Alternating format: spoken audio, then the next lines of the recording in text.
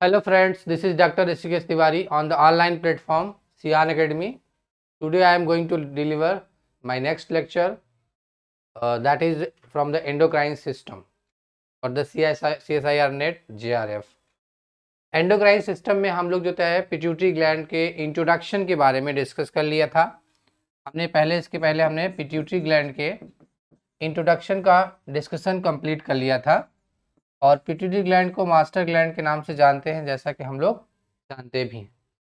और इस ग्लैंड के दो पार्ट होते हैं, दो पार्ट में ये ग्लैंड डिवाइडेड है। पहला जो होता है इसमें हम लोग देखते हैं कि anterior pituitary gland, anterior pituitary gland होता है और दूसरा जो है पोस्टीरियर पिट्यूटरी ग्लैंड होता है। पोस्टीरियर पिट्यूटरी ग्लैंड आप लोग उसके पहले वाला लेक्चर जरूर देखिए और उसके बाद इस लेक्चर को देखेंगे। लेक्चर को सीरीज में सीक्वेंस में देखिए। अगर आपको लेक्चर अच्छे लगे, कंटेंट आपको अच्छा लगे, चीज़ें समझ में आ रही हो तो आप ज़रूर जो है वीडियो को लाइक कर दीजिएगा, चैनल को सब्सक्राइब करवा दीजिएगा और कर लीजिएगा। दूसरे अपने दोस्तों को फॉरवर्ड करिए, उनसे भी बोलिए कि जो है कंटेंट अच्छा है तो आप इसको लाइक करें, सब्सक्राइब करें, शेयर करें अपने दोस्तों में। अगर आपको कोई प्रॉब्लम आ रही है वीडियो से रिलेटेड समझने में, किसी भी कंटेंट में कोई प्रॉब्लम हो रही है या आप कोई सजेशन देना चाहते हैं, एडवाइस देना चाहते हैं तो डेफिनेटली आप मुझे कमेंट कर सकते हैं और करिए, क्योंकि दैट विल कि enhance my confidence to deliver the lecture and और कंटेंट प्रोवाइड करने के लिए हमें जो है ये प्रोत्साहित करेगा, वो स्टिमुलेट करेगा। तो यहाँ पे हम लोग डिस्कस कर रहे थे कि एंटीरियर पिट्यूटरी ग्लैंड पहला पार्ट होता है और हमने बताया कि पिट्यूटरी ग्लैंड को मास्टर ग्लैंड कहते हैं। और अगर और स्पेसिफाई करके आपसे पूछे कि पिट्यूटरी के कौन से पार्ट को मास्टर ग्लैंड कहते हैं तो आप बताएंगे एंटीरियर पिट्यूटरी जो होता है वो मास्टर ग्लैंड के नाम से जाना जाता है। बट पोस्टीरियर पिट्यूटरी ग्लैंड जो होती है ये जो है हार्मोन्स बनाती है दो, हमने पिछली क्लास में डिस्कस किया था। और इसमें जो इनके दो हार्मोन्स होते हैं वो कहाँ से बनते हैं, वो हाइपोथैलेमस से बनते हैं। दोनों हार्मोन्स का सिंथेसिस जो होता है वो हाइपोथैलेमस से होता है। हाइपोथैलेमस के अंदर जो है न्यूक्लियाई पाए जाते हैं और इन न्यूक्लियाई के नाम से आप याद रखेंगे कि कौन से न्यूक्लियाई हाइपोथैलेमस में प्रेजेंट हैं जो hormones of pituitary posterior lobe of pituitary को बनाते हैं। तो ऐसे न्यूक्लियाई में हमने आपको बताया था पिछली क्लास में कि एक न्यूक्लियाई है PVN जिसका नाम है पैरावेंट्रिकुलर न्यूक्लियस। तो पैरावेंट्रिकुलर न्यूक्लियस जो होता है वो बनाता है ऑक्सीटोसिन। ऑक्सीटोसिन बनाता है एक हार्मोन्स है जिसको हम लोग ऑक्सीटोसिन कहते हैं। And this hormones particularly related with the parturition, basically क्या है कि delivery of child, that is parturition. And second जो होता है इसको मिल्क लेट डाउन हार्मोन्स भी कहते हैं, मिल्क एजेक्शन भी हार्मोन्स भी कहते हैं। तो इसलिए इनका नाम जो है ये याद रखना है कि milk ejection, milk let down hormones या पार्चुरेशन हार्मोन्स कौन होता है, ऑक्सीटोसिन होता है। And this hormones is synthesized in the hypothalamic nuclei known as paraventricular nucleus. But in posterior lobe of pituitary के हार्मोन जो है सिंथेसिस तो हाइपोथैलेमस में होते हैं लेकिन उनका स्टोरेज जो है ग्लैंड में होता है और जो ग्लैंड के जिस पार्ट में स्टोर्ड रहता है उसको पार्स नर्वोसा कहते हैं। तो पार्स नर्वोसा इसका सबसे इम्पॉर्टेंट पार्ट हो जाता है। पार्स नर्वोसा, नर्वोसा जो है it very important part of the posterior lobe of pituitary because it stores the hormone synthesized from hypothalamic nuclei known as paraventricular nuclei. This is first nuclei that secrete and synthesize high oxytocin and second जो है that is जो है SON। SON का मतलब होता है सुप्रा optic nuclei. सुप्रा optic nuclei जो होता है वो भी है और सुप्रा ऑप्टिक न्यूक्लियाई से जो हार्मोन्स बनता है it is also present in the hypothalamic region and this nuclei synthesized hormones known as ADH। ADH hormones को बनाता है। ADH हार्मोन्स को हम लोग क्या बोलते हैं, एंटी डाईयूरेटिक हार्मोन्स। यूरेटिक हार्मोन होता है, एंटी डाईयूरेटिक हार्मोन्स होता है, एंटी डाईयूरेटिक हार्मोन्स इसका नाम है। और साथ ही साथ इस हार्मोन्स को वैसोप्रेसिन भी कहते हैं, वैसोप्रेसिन भी कहते हैं। तो वैसोप्रेसिन भी इस हार्मोन्स को बोला जाता है, प्रेसिन होता है। तो दो हार्मोन्स है, एक एडीएच होता है, एक वैसोप्रेसिन होता है, और इन हार्मोन्स का क्या फंक्शन है उसको हम लोग देखेंगे, कैसे ये ऑस्मो रेगुलेशन कराता है। ये हमारे बॉडी के अंदर ऑस्मो रेगुलेशन कराता है। ऑस्मो रेगुलेशन बॉडी के अंदर जो है, ऑस्मो रेगुलेशन का मतलब होता है बॉडी में जो है वाटर के कंटेंट को, अमाउंट को, ब्लड वॉल्यूम को मेंटेन करने का काम करता है। तो this is known as the osmoregulation. ये प्रोसेस बहुत इंपॉर्टेंट होने वाली है, क्योंकि बॉडी के अंदर जो है वाटर का अमाउंट अगर बैलेंस रहेगा तभी ब्लड प्रेशर बैलेंस रहेगा, और ब्लड प्रेशर का मेंटेन होना बहुत इंपॉर्टेंट है। हार्ट को प्रॉपर अमाउंट में ब्लड मिले, एंड दैट ब्लड जो है is pumped to the different part of the body. तो क्या होगा कि बेसिकली सप्लीमेंट्स और न्यूट्रिएंट, ऑक्सीजन, ये सारे बॉडी को तभी मिल पाएंगे। लो ब्लड प्रेशर केस में जो है मल्टीपल ऑर्गन फेलियर का चांसेस ज़्यादा होता है। तो आज का जो डिस्कशन का मेन पॉइंट हमारा है वो हमारा है पोस्टीरियर लोब ऑफ पिट्यूटरी के हार्मोन्स। हमने पिछली क्लास में आपको बताया था जो है प्रीवियस लेक्चर के अंदर कि हम जो है पहले पिट्यूटरी के डायरेक्ट हार्मोन्स की बात करेंगे। जो हार्मोन्स डायरेक्टली जो है किसी ग्लैंड के थ्रू नहीं काम कर रहा है, ये डायरेक्टली जो है हमारे टारगेट पे काम करेगा, तो ऐसे हार्मोन्स की बात पहले हम कर लेंगे। इसके बाद हम ऐसे हार्मोन्स की बात करेंगे कि जो हार्मोन्स पहले पिट्यूटरी से ग्लैंड को जाएगा, देन ग्लैंड को स्टिमुलेट करेगा, रिलेटेड ग्लैंड को। जैसे कोई हार्मोन्स टीएसएच है जो पिट्यूटरी के एंटीरियर पार्ट से रिलीज होता है, और वो क्या करता है, थायराइड फॉलिकल को जाके स्टिमुलेट करता है। तो थायराइडल फॉलिकल क्या करती हैं, उसके स्टिमुलेशन के इफेक्ट में सिंथेसिस करती हैं हार्मोन्स को, जिसका नाम है थायरॉक्सिन। तब थायरॉक्सिन क्या करता है, बॉडी की फिजियोलॉजी को जो है चेंज करता है या अल्टर करता है। तो इस तरह से हम इनके डायरेक्ट हार्मोन्स को पहले बात कर लेंगे और इनडायरेक्ट हार्मोन्स को बाद में बात करेंगे। तो यहाँ देखिए posterior lobe of pituitary, lobe of pituitary के कौन कौन से हार्मोन्स है उसको हम लोग तो देख लिया, लेकिन अब इनको हम डिटेल में पढ़ेंगे कि कैसे ये हार्मोन्स वर्क करते हैं। तो इनके पहले हार्मोन्स का नाम है, हमने कहा फर्स्ट हार्मोन्स जो सिंथेसाइज होता है हाइपोथैलेमिक न्यूक्लियाई से, उसको हम लोग कहते हैं SON से, मान लो हम कहते हैं ये आपका SON, जिसको हम लोग कहते हैं सुप्रा optic nuclei, supra optic nuclei of hypothalamus, जिसका नाम है सुप्रा ऑप्टिक न्यूक्लियाई। और इस न्यूक्लियाई से कौन सा हार्मोन सिंथेसाइज होता है, ADH, या इसको वैसोप्रेसिन कहते हैं, वैसोप्रेसिन कहा जाता है या ADH कहा जाता है। और वैसोप्रेसिन हो चाहे ADH हो, ये दोनों हार्मोन्स मिलकर के बॉडी के अंदर जो है ऑस्मो रेगुलेशन जो है का काम करते हैं। ऑस्मो रेगुलेशन जो का काम जो होता है ये दोनों हार्मोन्स मिलके करते हैं। ये देखना है कि जो है हमारा जो है सुप्रा ऑप्टिक न्यूक्लियाई जो होता है वो क्या कराता है, ऑस्मो रेगुलेशन कराता है। अब देखिए ये कैसे कराता है ऑस्मो रेगुलेशन, ये प्रोसेस हम लोग देखते हैं कि ऑस्मो रेगुलेशन कैसे कराता है। तो यहाँ पे देखिए ADH जो है पहले उसको देखते हैं। ADH जो हार्मोन्स है उसको हम लोग ADH को देखते हैं। इसको हम लोगों ने एक्सक्रीटरी सिस्टम में थोड़ा सा डिस्कस भी कर लिया है, तो इसको आप देखेंगे ADH कैसे काम करता है। तो ADH के लिए जो रिसेप्टर होता है, उसके लिए जो रिसेप्टर प्रेजेंट है उसको हम लोग कहते हैं V1 रिसेप्टर कहते हैं। इसका नाम है V1 रिसेप्टर, वैसोप्रेसिन 1 रिसेप्टर है। और ये रिसेप्टर जो है पूछा जा चुका है CSIR के 2 नंबर के सवाल में कि वैसोप्रेसिन के लिए कौन सा रिसेप्टर है, वैसोप्रेसिन कौन सी सिग्नलिंग के थ्रू काम करता है। ये 4 नंबर के क्वेश्चन में आया है कि कौन सी सिग्नलिंग के थ्रू काम करता है, तो ये 4 नंबर का सवाल है। और इसी तरीके से जो है आपका ADH कौन से जो है ADH जो दिया हुआ है कौन सा रिसेप्टर, इसके लिए भी होता है, और कौन सा जो है सिग्नलिंग इसमें फॉलो होता है। तो दोनों में सिग्नलिंग अलग अलग है। तो यहाँ पे हम लोग वैसोप्रेसिन भी समझ लें कि वैसोप्रेसिन के लिए रिसेप्टर जो होता है V2 होता है, सॉरी यहाँ V2 है, ये V1 है। ये आपका प्रेसिन के लिए जो है आपका वैसोप्रेसिन के लिए जो रिसेप्टर है वो V1 रिसेप्टर है, V1 रिसेप्टर होता है।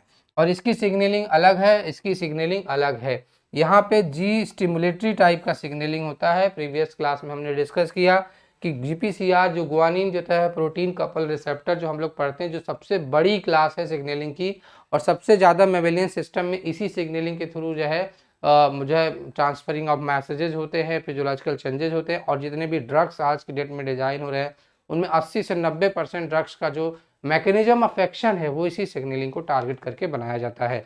तो ये सबसे बड़ी सिग्नलिंग है जिसको हमने बताया कि GPCR की सिग्नलिंग है, जो सबसे बड़ी सिग्नलिंग सबसे ज़्यादा यूज़ की जाती है बॉडी में होती है।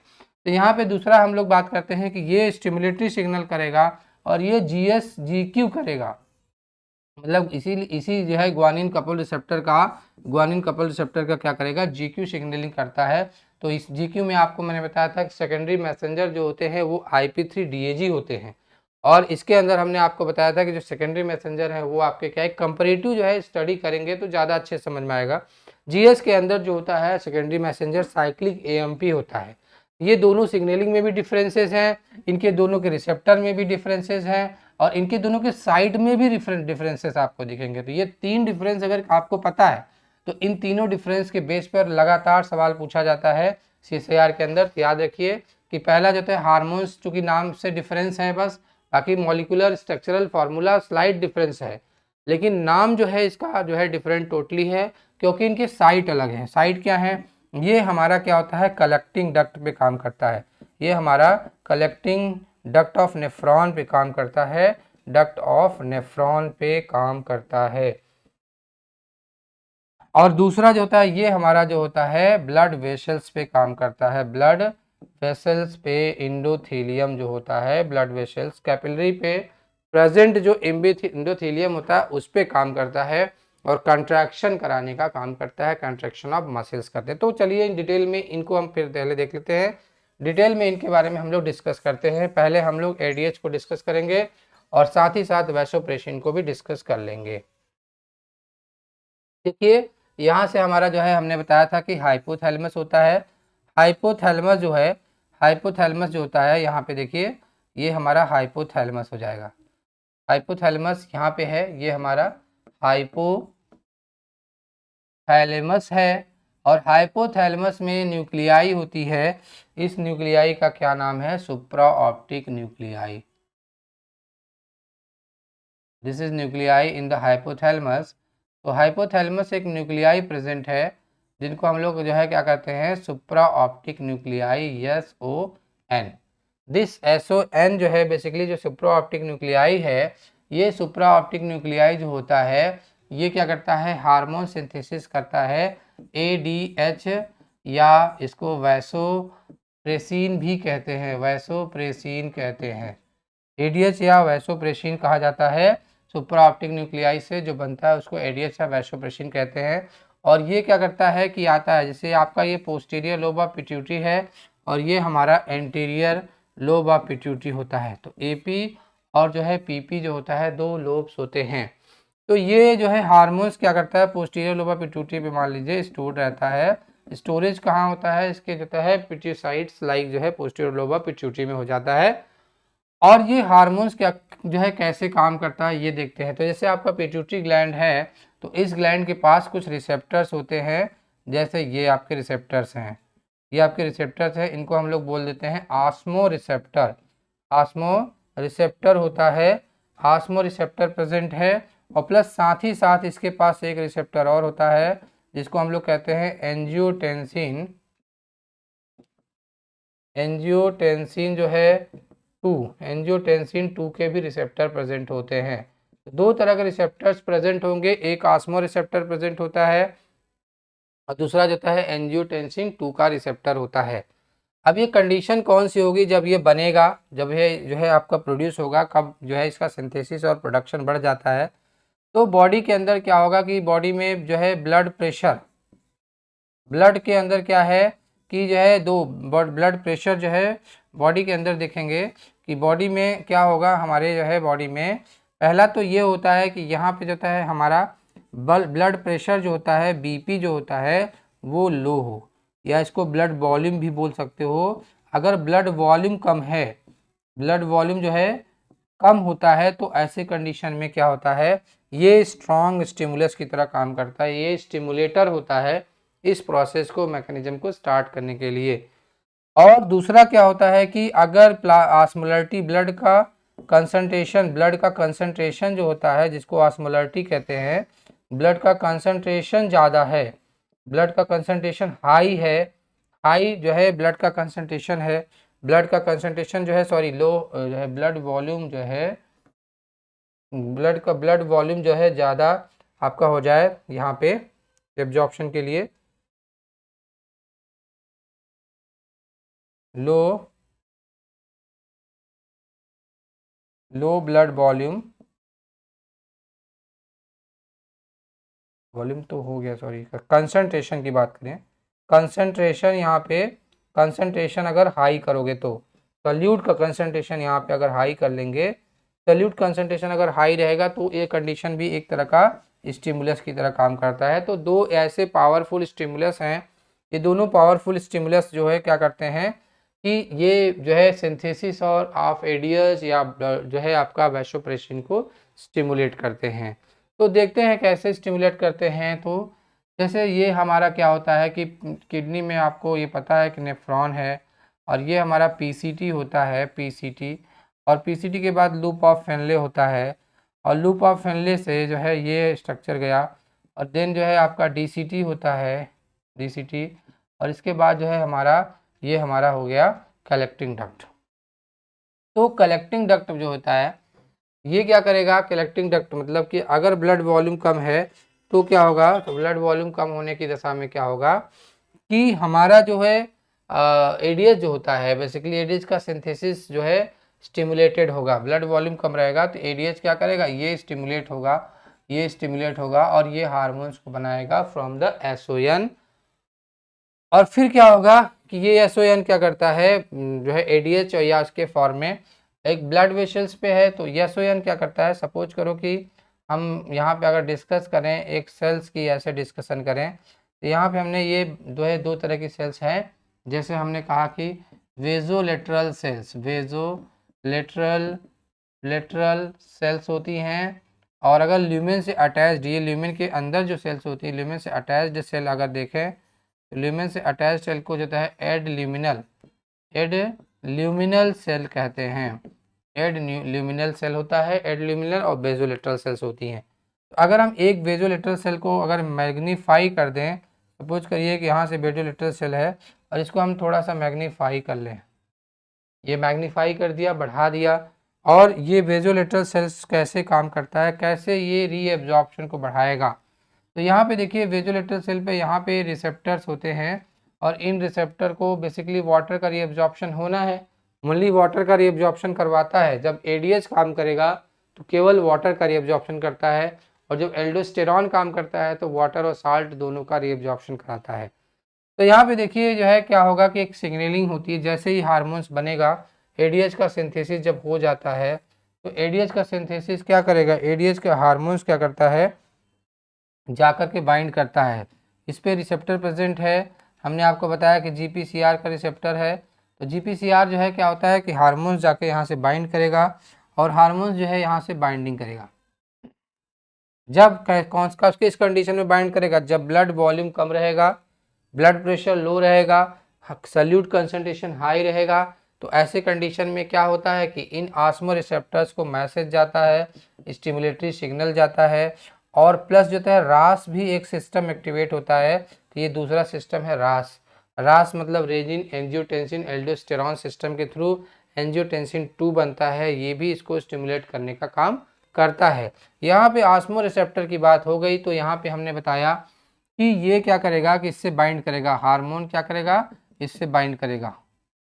बाइंडिंग ऑफ हार्मोन जो है क्या कराता है, हार्मोन्स की बाइंडिंग से क्या होगा, यहाँ पे एक जीपीसीआर का जीएस वाला स्टिमुलेटरी सिग्नल एक्टिवेट हो जाता है, and GS stimulatory signal activate होने से यहाँ पे लगे हुए 3 यूनिट्स होते हैं, अल्फा, बीटा और गामा, 3 यूनिट्स हैं। इनसे जो है अल्फा सबयूनिट को ये डिसोसिएट कर देता है, और ये कैसे होता है, यहाँ से एटीपी के जुड़ने से होता है। इससे एक एटीपी जुड़ेगा, क्योंकि पहले प्रीवियस कंडीशन में जब हार्मोन इस से रिसेप्टर से अटैच नहीं रहता है तो इस कंडीशन में क्या होता है, इनएक्टिव होता है। तो ये जो 3 प्रोटीन हैं जो है वो किससे जुड़ी रहती हैं, एडीएच से जुड़ी रहती हैं, alpha beta gamma remain associated with the ADH. जैसे ही बाइंडिंग ऑफ दिस हार्मोन जो है स्टिमुलेट एटीपी बाइंडिंग, एटीपी से बाइंड कर जाता है, और जो है ये एक्टिवेट हो जाता है, और एक्टिवेशन के बाद dissociation of alpha and beta gamma हो जाता है। तो अल्फा जो है क्या करता है, जाता है, अल्फा मूव करेगा यहाँ से, अल्फा मान लीजिए यहाँ से मूव किया, अल्फा सबयूनिट एक्टिवेटेड फॉर्म में मूव करता है, और ये जाता है मेम्ब्रेन पे लगे एक प्रोटीन, एक मतलब एंजाइम है, और उस एंजाइम को क्या करता है ये जो है एक्टिवेट कर देगा। तो मेम्ब्रेन पे मान लीजिए एक एंजाइम लगा हुआ है जिनको हम लोग एसी कहते हैं, एडिनाइलेट साइक्लेज कहते हैं। AC stand for adenylate, adenylate जो है साइक्लेज। एडिनाइलेट साइक्लेज एक एंजाइम है। ये एडिनाइलेट साइक्लेज क्या करता है, एक्टिवेट हो जाता है। यह अल्फा क्या करता है, एक्टिवेट द एडिनाइलेट साइक्लेज, एंड ये क्या करेगा आफ्टर एक्टिवेशन जो होता है, एसी जब एक्टिवेट हो जाता है तो एटीपी से, ये एटीपी से क्या कराएगा, ये एटीपी से क्या कराएगा, साइक्लिक एएमपी, सीएएमपी का फॉर्मेशन कराता है, साइक्लिक एएमपी का फॉर्मेशन करता है। कौन, एडिनाइलेट साइक्लेज एटीपी को साइक्लिक एएमपी में कन्वर्ट कर देता है। एएमपी मतलब एडिनिन मोनोफॉस्फेट में कन्वर्ट कर देता है, that is in cyclic form में। तो साइक्लिक एएमपी बन जाएगा। और यही साइक्लिक एएमपी क्या होता है, सेकेंड मैसेंजर होता है। इसको हम लोग कहते हैं सेकेंड मैसेंजर हो जाएगा, ये सेकेंड मैसेंजर की तरह काम करता है। और फिर ये क्या करेगा, ये न्यूक्लियस के अंदर जाता है, सेकेंड मैसेंजर न्यूक्लियस में जाएगा और यहाँ से एक पर्टिकुलर प्रोटीन को एक्टिवेट कराएगा, जीन का एक्टिवेशन करेगा।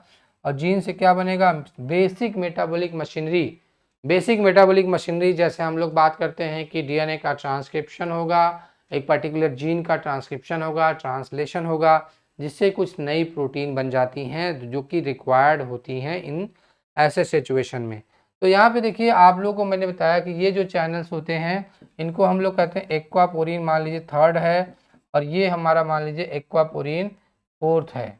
ये दो चैनल हैं। और साथ ही साथ जो है एडीएच के इफेक्ट में एक्वापोरिन 2 बनता है। 3 और 4 पहले से प्रेजेंट होते हैं ऑन द बेजोलेटरल मेम्ब्रेन पे, जो है आपका कलेक्टिंग डक्ट के पास जो बेजोलेटरल मेम्ब्रेन होता है 3 और 4 ऑलरेडी प्रेजेंट होता है।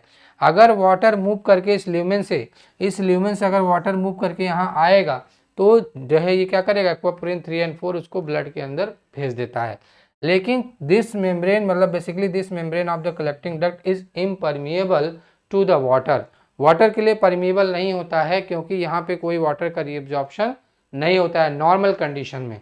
लेकिन अगर ब्लड वॉल्यूम कम हो तो ऐसी कंडीशन में क्या होता है, ये पूरी प्रोसेस होती है, मतलब एडीएच आएगा, एडीएच रिसेप्टर से बाइंड करेगा, after binding with the receptor मतलब जो जीपीसीआर का जीएस स्टिमुलेटरी सिग्नलिंग पाथवे जो है एक्टिवेट हो जाता है। इस केस में आपको पता है कि जब नहीं बाइंडेड रहता है तो अल्फा बीटा गामा एडीपी से बाइंडेड रहता है। लेकिन जैसे ही जाता है कोई हार्मोन इससे बाइंड करेगा तो एटीपी से ATP replace the ADP, now the alpha beta gamma become activated and alpha जो है become dissociated from the this complex. In active form of the alpha जो activate the adenylate cyclase, that is enzyme present in the membrane, which further जो है convert the ATP into the second messenger, that is adenylate cyclase. Adenylate cyclase जो है send signal to the जो है nucleus, DNA के specific gene को ये stimulate करता है। इट मीन्स कि ये बेसिक मॉलिक्यूलर बायोलॉजिकल प्रोसेस को एक्टिवेट कर देगा। And after activating the basic biological process जो है a particular protein will be synthesized in the vesicular form में, एक पर्टिकुलर प्रोटीन सिंथेसाइज हो जाता है इन वेसिकुलर फॉर्म में। Suppose this is the vesicles, और इसके फॉर्म में क्या होता है, एक पर्टिकुलर प्रोटीन बन जाएगी। और ये कुछ और नहीं होती हैं, ये एक्वापोरिन 2 जो है चैनल्स होते हैं, एक्वापोरिन 2 के चैनल्स हैं। And these aquaporin 2 channels in the presence of calcium expressed on the adluminal जो है आपका सेल्स के या इसको एपिकल सेल भी कहते हैं, इस पर एक्टिवेट हो जाएगा। और जैसे ये एक्टिवेट हो जाता है इन चैनल्स का नाम होता है एक्वापोरिन 2। एक्वापोरिन 2 याद रखना है कि एडीएच के इफेक्ट में ही होता है जब कोई सिग्नल आएगा लो ब्लड वॉल्यूम का या हाई सॉल्यूट कंसंट्रेशन का इन द ब्लड, क्योंकि ये कंडीशन मेंटेन करना बहुत ज़रूरी है ब्लड के अंदर। अगर ऐसा कंडीशन मतलब नॉर्मल ब्लड वॉल्यूम या ब्लड प्रेशर मेंटेन नहीं किया जाएगा तो ब्लड को उतना जो हार्ट को उतना ब्लड नहीं मिलेगा जितना उसको रिक्वायर्ड है। तो परसेंटेज जो है आपका सर्कुलेशन प्रोसेस जो होती है या पंपिंग परसेंटेज जो है घट जाता है, और बॉडी के डिफरेंट पार्ट्स को ब्लड के थ्रू ऑक्सीजन और न्यूट्रिएंट नहीं मिलेगा। और जब ऑक्सीजन न्यूट्रिएंट नहीं मिलेगा तो सेल्स स्टार्टेड डाइंग, मरना स्टार्ट कर देंगी और बॉडी जो है स्ट्रॉन्ग डैमेज होगा। बॉडी को स्ट्रॉन्ग डैमेज होने की कंडीशन में क्या होता है कि मल्टीपल ऑर्गन फेलियर हो जाता है। इसलिए low blood pressure always more fatal होता है than the high blood pressure. तो उसको रेस्क्यू करने के लिए इमीडिएटली दिस सिस्टम जो है will be activated in our body to rescue to जो है कंप्रोमाइज द जो है या होम्योस्टैटिक कंडीशन को लाने के लिए ये पूरा सिस्टम एक्टिवेट हो जाता है। तो जैसे ही देख रहे हैं कि एक्वापोरिन 2 क्या है, एक हार्मोन डिपेंडेंट जो होता है वाटर के ट्रांसपोर्ट का चैनल होता है और ये तुरंत वाटर कहाँ से ट्रांसपोर्ट करना शुरू कर देता है, वाटर को जो है इस जो है आपके कलेक्टिंग डक्ट से मूव करा देगा। Water will move from collecting duct into the basolateral cell, basolateral cell में ये मूव करना स्टार्ट कर देगा। और मैंने बताया कि जैसे ये वेजोलेटरल सेल के अंदर मूव करेगा वैसे ही इसके आगे जो है प्रोसेस जो है बहुत आसान हो जाती है, क्योंकि आगे already there is channel of aquaporin 3 and 4 that can pass the water from basolateral cells to the blood। ठीक है, तो जो है आपका ब्लड कह सकते हो या इसको बोल सकते हो कि जो है आपका टिश्यू फ्लूइड के अंदर रिलीज कर देगा, that ultimately reaches into the blood and to maintain the blood volume and low जो है solute concentration. High solute concentration से लो सॉल्यूट कंसंट्रेशन हो जाएगा तो हमारा प्रॉब्लम रिजॉल्व हो जाएगा। तो उम्मीद है ये पूरी प्रोसेस आपको एडीएच की समझ में आ गई होगी। एडीएच की पूरी प्रोसेस में एंटी डायरेटिक हार्मोन्स का मेन रोल होता है। कब ये प्रोसेस होगा, जब बॉडी के अंदर लो ब्लड वॉल्यूम की कंडीशन हो, हाई सॉल्यूट कंसंट्रेशन की कंडीशन हो। तो ऐसी कंडीशन में ये क्या करता है, अल्टीमेटली देता है एक प्रोटीन का सिंथेसिस कराता है, that is nothing, it is a aquaporin 2 channel जो है दैट एक्सप्रेस्ड ऑन द जो है membrane of the collecting duct which allow the water to pass on to move जो है into the basolateral cells which ultimately reach it into tissue fluid and the blood जो है and for rescue the maintaining the blood volume and body का blood pressure। ठीक है, तो ये चीज़ आपको क्लियर हो गया। तो ये जो रिसेप्टर है बेसिकली इस रिसेप्टर का ही नाम है B1 B2 रिसेप्टर, इसी को हम लोग बोलते हैं B2 रिसेप्टर, जिसके थ्रू ये काम करता है और यही सवाल आपसे पूछा जा चुका है। दूसरी बात, ये सवाल कई बार पूछा जा चुका है एडीएच से रिलेटेड कि दोनों कंडीशन पूछी जा चुकी है कि पहला कंडीशन ये है कि जो है कि पर्सन जो हम अल्कोहल होता है, अल्कोहल अगर ड्रिंक करता है कोई तो एडीएच का जो है क्या होता है, एडीएच का लेवल डाउन, एडीएच के सिक्रेशन को सिंथेसिस को इनहिबिट करता है अल्कोहल। तो ऐसे पर्सन में यूरिन आउटपुट ऑलरेडी ज़्यादा होगा तो धीरे धीरे बॉडी के अंदर ब्लड वॉल्यूम घटता है। तो एडीएच जो है ये याद रखना है कि अल्कोहल एडीएच के सिंथेसिस एंड सिक्रेशन को घटा देता है, ये याद रखना है। तो ये सवाल 4 नंबर में पूछा जा चुका है। इसके बाद देखिए क्या है, हम लोग देखेंगे दूसरा, हमने B2 रिसेप्टर की बात किया तो उसको भी थोड़ा समझ लेते हैं कि B1 रिसेप्टर, सॉरी यहाँ पे B1 रिसेप्टर की बात करेंगे। तो कोई ब्लड है, ब्लड वेसल्स है तो इसी पे प्रेजेंट होता है B1 रिसेप्टर। देखेंगे तो B1 रिसेप्टर जो है आपका प्रेजेंट है और ये भी GPCR का है, तो B1 रिसेप्टर जो होता है ये प्रेजेंट होता है। और यहाँ पे जो है जो वैसोप्रेसिन है, जो वैसोप्रेसिन हार्मोन्स है, इस फॉर्म में ये ब्लड पे काम करता है। वैसो का मतलब ये होता है ब्लड वेसल्स होता है और प्रेसिन का मतलब प्रेशर को मेंटेन करेगा। तो जो ब्लड प्रेशर को मेंटेन कर रहा है उसको हम लोग वैसोप्रेसिन नाम दे देते हैं। तो इसके लिए जो रिसेप्टर प्रेजेंट होते हैं ऑन द ब्लड वेसल्स, क्योंकि जैसे ही ब्लड वॉल्यूम घटता है, कम होता है, तो इमीडिएटली ये पूरी बड़ी वाली प्रोसेस नहीं स्टार्ट हो जाएगी। इसको होने में, कंप्लीट होने में कुछ टाइम लगता है। हार्मोन्स और नेफ्रॉन्स के जाके कलेक्टिंग डक्ट पे काम करने में टाइम लगता है। तो इमीडिएटली चीज़ों को बैलेंस करने के लिए क्या किया जाता है कि वैसोप्रेसिन के रूप में ये क्या करता है कि हार्मोन्स जाता है और ब्लड वेसल से बाइंड कर जाता है। हार्मोन्स मान लीजिए यहाँ के बाइंड कर दिया और वही कहानी फिर से शुरू हो जाएगी, लेकिन इस बार जो है GQ स्टार्ट होने वाला है। GQ मतलब होता है जी जो है कंट्रैक्शन वाला हो जाएगा। तो यहाँ पे देखिए क्या होगा, जैसे ही GQ स्टार्ट होगा तो इसके स्टेप वाइज समझेंगे कि G जो है Q में क्या होगा कि फिर से मेम्ब्रेन के साइड में क्या होंगे, 3 होंगे, अल्फा बीटा और गामा, तीनों होते हैं, अल्फा बीटा गामा होते हैं। तो अल्फा जो होता है वो क्या करता है कि हमारा जाता है, जैसे ये ATP से बाइंड करेगा, मतलब पहले जब हार्मोन्स बाइंडेड नहीं रहेगा तो GDP से बाइंड रहता है और या ATP से बाइंड रहता है, और जैसे ये बाइंडिंग होती है तो ये जो है क्या करेगा, ATP से बाइंड हो जाएगा, ATP से बाइंड हो जाता है और यहाँ पे पहले GDP रहता है। तो ATP से बाइंड होने के बाद मेम्ब्रेन पे प्रेजेंट होती है, एक जो है मेम्ब्रेन पे प्रेजेंट होता है, ये मेम्ब्रेन है तो इसके ऊपर एक यहाँ भी एंजाइम प्रेजेंट है, इसका नाम है PLC, फास्फोलाइपेज सी, फास्फोलाइपेज सी होता है, फास्फोलाइपेज सी एंजाइम होता है, एंजाइम की तरह ये काम करता है। तो ये क्या करता है, अल्फा 7 क्या करेगा, इसको एक्टिवेट कर देगा, ये भागेगा और तुरंत जाएगा और फास्फोलाइपेज को एक्टिवेट करेगा। तो मेम्ब्रेन में प्रेजेंट होता है PIP2 जो एक लिपिड होता है, और इस लिपिड को ये क्या करेगा, फास्फोलाइपेज सी क्या करेगा, ये इसको जो है ब्रेक कर देगा, ब्रेक कर देता है, तोड़ कर देता है या डिग्रेड कर देगा। तो इससे दो चीज़ें बन जाएंगी, IP3 और DAG, डाइएसिल ग्लिसरॉल जो होता है, और इनोसिटॉल जो होता है 1,4,5 ट्राईफॉस्फेट बन जाता है। तो यहाँ पे देखो ये दोनों हैं सेकेंड मैसेंजर, ये दोनों ही सेकेंड मैसेंजर की तरह काम करते हैं, याद रखना है, दोनों ही सेकेंड मैसेंजर की तरह काम करते हैं। और ये क्या करेगा, IP3 जो होता है वो जो है स्मूथ एंडोप्लाज्मिक सार्कोप्लाज्मिक रेटिकुलम जो होता है, एंडोप्लाज्मिक रेटिकुलम जो है आपका, जो मसल्स में पाए जाते हैं उनको सार्कोप्लाज्मिक रेटिकुलम कहते हैं। वहाँ से जाके ये बाइंड करके क्या करेगा, वो कैल्शियम का फ्लक्स करा देता है, कैल्शियम को बाहर रिलीज करा देता है।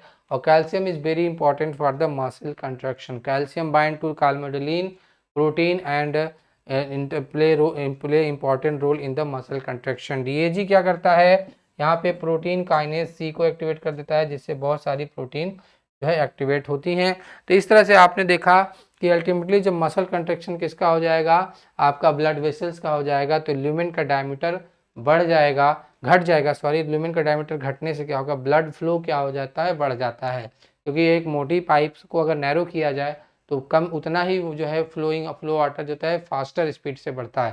तो इस तरह से इमीडिएट इफेक्ट के रूप में यूज होता है। इमीडिएटली अगर हमें रेस्क्यू करना है, ब्लड वॉल्यूम को मेंटेन करना है, जो कि बहुत ज़रूरी होता है, क्योंकि लो ब्लड प्रेशर जो बहुत ज़्यादा होने से क्या होगा कि कॉन्शियसनेस में भी बड़ा इफेक्ट पड़ता है, पर्सन जो है अनकॉन्शियस होने लगता है, इवन बहुत लो होने से कोमा में भी होता है पेशेंट, क्योंकि ब्रेन को ब्लड सप्लाई नहीं मिलती है और ब्रेन डायरेक्टली जो है यूज़ द ग्लूकोज, तो उसको नहीं मिल पाता है बाई पंपिंग के थ्रू, इसलिए ये बड़ा इंपॉर्टेंट होता है। तो अब देखिए क्या होता है कि इसमें जो है हम लोग ये देखेंगे कि यहाँ तक के हम लोग डिस्कस कर लिया, पहले ये पोस्टीरियर लोब पिट्यूटरी के एक हार्मोन्स को डिस्कस किया, और अगर ऐसा नहीं होगा तो क्या होगा, ADH के जो है लो सिक्रेशन से, कम सिक्रेशन होने से कभी कभी क्या होता है कि ADH जो है आपका ग्लैंड प्रॉपरली जो है पिट्यूटरी ग्लैंड अगर किसी तरीके का डिफेक्टिव है, तो ऐसे कंडीशन में क्या होगा कि ADH का लो सिक्रेशन हो जाता है। कई बार हाई सिक्रेशन भी हो जाता है, तो उसमें क्या होता है इनअप्रोप्रिएट ADH सिंड्रोम हो जाता है। और लो सिक्रेशन में क्या होता है कि ज़्यादा यूरिन आउटपुट होगा, इसके कंडीशन, इसको हम लोग डायबिटीज़ जो है इंसिपिडस बोलते हैं। अगर जो है सिक्रेशन इसका प्रॉपर नहीं होगा तो उसको जो है डायबिटीज इंसिपिडस कहते हैं, ज़्यादा से ज़्यादा यूरिन रिलीज होता है और टेस्टलेस यूरिन रिलीज होता है। तो यहाँ तक हमने देख लिया कि मतलब हाइपोथैलेमस से रिलीज होने वाला पोस्टीरियर लोब ऑफ पिट्यूटरी का एक हार्मोन हमने डिस्कस कर लिया, जिसका नाम है ADH, जिसको वैसोप्रेसिन भी कहते हैं। उम्मीद करते हैं ये आपको कंटेंट समझ में आ गया होगा, आसानी से समझ में आ गया होगा, और इसको आप देख करके फिर क्वेश्चन भी सॉल्व कर सकते हैं। तो अगर आपको मेरा ये वीडियो पसंद आया तो तो जो है ज़रूर ही आप इस पर कमेंट कर दीजिएगा और अपना कमेंट फीडबैक दीजिएगा कि जिस तरह कोई अगर कंटेंट में प्रॉब्लम है, किसी तरीके की समझ नहीं आई है, तो आप बिल्कुल अपने क्वेश्चंस को कमेंट के माध्यम से पूछ सकते हैं। Thanks for watching this online session provided by the सियान academy. This is doctor Rishikesh Tiwari. Thank you once again.